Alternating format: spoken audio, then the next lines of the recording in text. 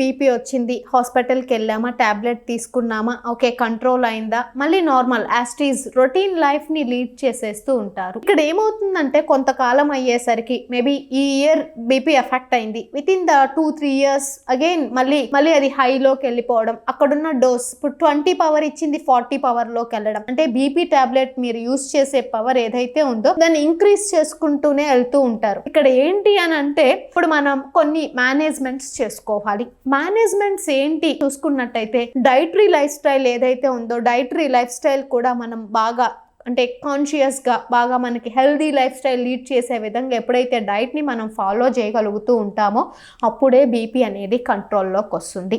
ఇలా మన యొక్క రొటీన్ టాబ్లెట్ వేసానా లేదా వేసేసి మీరు కంటిన్యూ చేసే పోతూ ఉంటే కొంతకాలం అయ్యేసరికి బాడీలో బీపీ ఎఫెక్ట్ వల్ల 3 parts ఫెయిల్యూర్ అయ్యే ఛాన్స్ ఉంటుంది. So maybe kidney, cardiac, third one is the brain.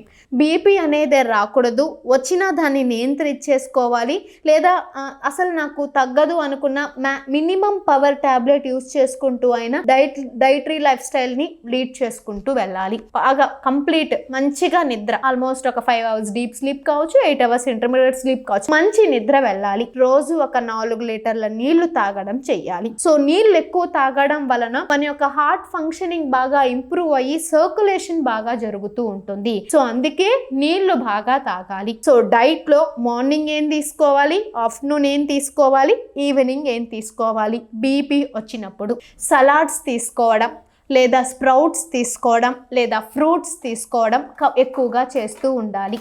So morning ఇదే మీ యొక్క బ్రేక్ఫాస్ట్లో మీరు చేస్తూ ఉండాల్సి ఉంటుంది. మధ్యాహ్నం మాత్రమే కుక్డ్ ఫుడ్లోకి వెళ్ళాలి. అలా మనం చేయగలిగితేనే ఫాస్ట్గా బీపీ అనేది కంట్రోల్ చేసుకోవచ్చు.